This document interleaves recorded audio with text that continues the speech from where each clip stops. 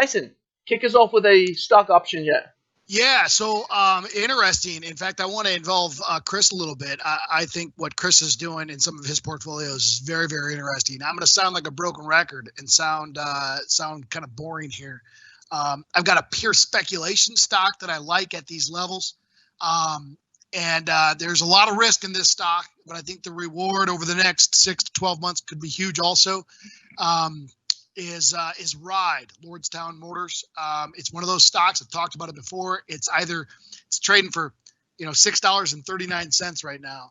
I think in 2 years, it's Gary. I think it's a $50 stock or a 50-cent stock. I think I like those. Someplace in there. So a lot of risk, but again, you think about this as far as risk versus reward. Let's say it goes to zero, right? So if I'm thinking risk versus reward, I see potentially a 10x. So would I risk $1 to make $10? Yeah, I think I would. I think Ride, RIDE, is one of those stocks that provides that. It's not a short-term play. I'm not looking for. I think there are some big catalysts in September. So let's talk about September catalyst stocks. Ride is one of them. They're starting their production this month in September, coming into September.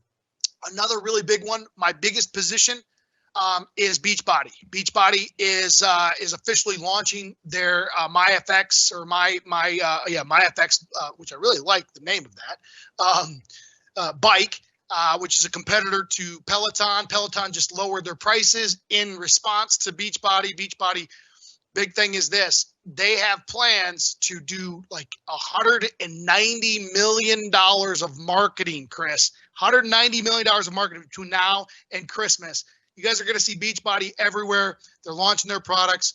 One of my favorite stocks. Those two stocks have catalysts this month, Ride and Beachbody. Those are my two favorite stocks right now. But you have a very interesting play in kind of a bearish stance in the Qs and using kind of a bear call spread that I like a lot also.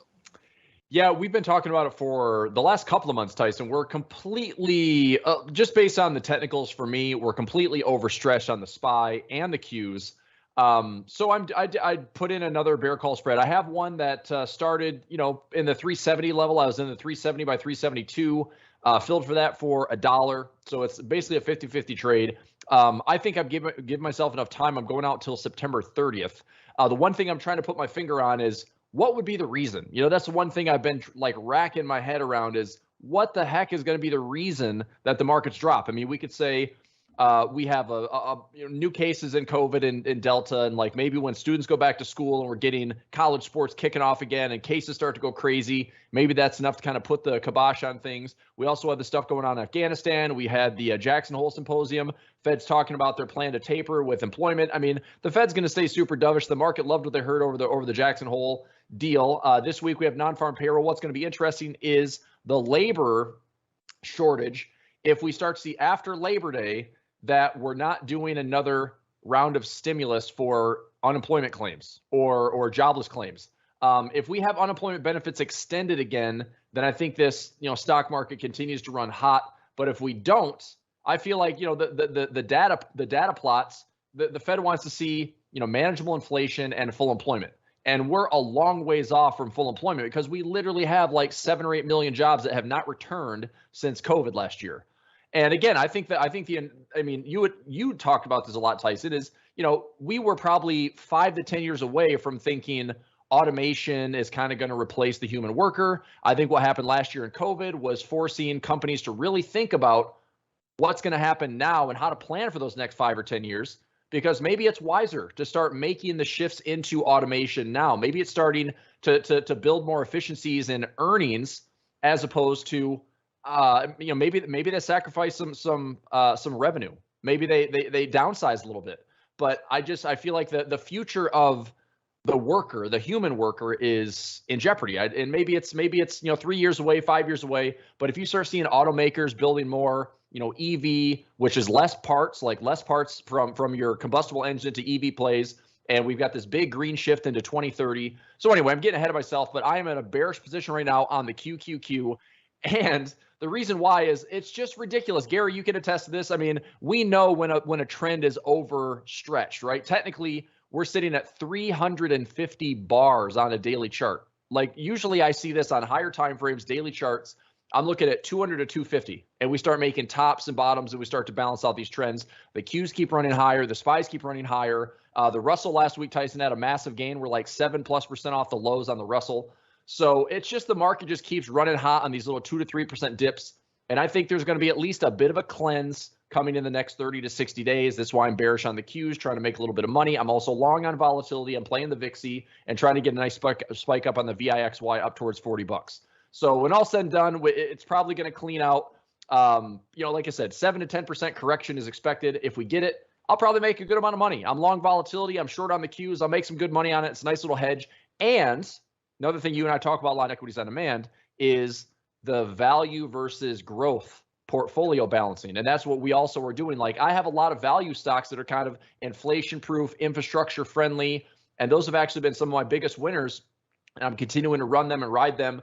And I think that that's a safe play right now. It's low volatility, and they keep making higher highs, which I love to see, of course.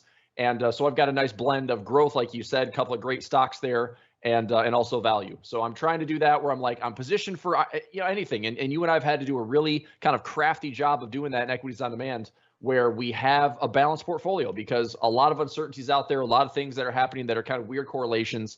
And will we continue to just engineer our way to new historical highs and keep showing like everything's great, or is it truly a K-shaped recovery? And eventually somebody's got to acknowledge the downside. We don't know, but we'll find out.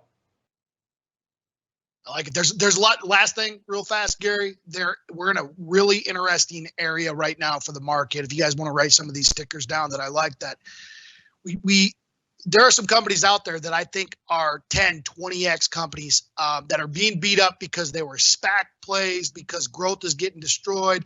Let's take Cathie Wood out of business, all that kind of stuff. But you got to be strategic about your plays. But here's some what I think are quality plays that should demand a higher price than what they're currently at, and that's Beachbody, BODY. Two others that I think are three others that I think are fairly safe plays right now. Real revenue generating companies. Skills at this current level, SKLZ. Proterra, which is an electric bus maker, PTRA. And I'll put PaySafe at this value, PSFE at this value. Those four right now, I think, offer some really, really nice value with projected good growth and real revenue. But yeah, those four plays. So again, revenue, growth. Yep. Yes, they've been, oh man, look at the charts are horrible, Tyson, until they're not, right? And we had this conversation in Equities on Demand. There's some stocks we're looking at like, okay, well, let's wait for it to prove itself. But we have a stock where we've been talking about let's wait for it to prove itself. We had an opportunity to add much, much lower, and the thing's rallied 40% since then. And so, how long do you wait before it's proven itself? And a lot of times you don't want to try to catch a falling knife, but you got to know what you own, and you got to be confident in it. And then once you get the value place, once it's at the level you want to own, you buy. And all four of those stocks, Skills, Body, Proterra, and PaySafe, along with the ride stuff like that, are at levels that I'd be willing to buy right now. And Tyson, just a quick question on that. Are we talking about long-term buys? Or are we talking about just short-term opportunities this week that you need to start positioning? Great question. Body and Ride could be shorter term plays. I don't know about this week, but I think September is going to be key months for those two stocks because they both have catalysts with the bike rollout for Body and the truck rollout for Ride. So they could be shorter term, but they're also stocks that if we get short term big pops in them, great, I make some money. But I'm also willing to hold them long term if I have to. Well, fantastic, guys. I'm not going to add anything to that. I think you guys really nailed it there. It said it exactly how it is, and I appreciate everyone being here. Once again, go ahead and subscribe, share, and smash the like button. Let's get this video out, and I appreciate everyone. Tyson, Chris, thank you much. Thank you very much. Really appreciate you guys. Great insight, always great insight, and we can definitely learn from that. So with that being said, traders, have a fantastic week of trading. We'll see everyone back again, same time, same place. Here on the weekly investment draft on a Monday at 1 o'clock Eastern Standard Time. We'll see you then. Thank you.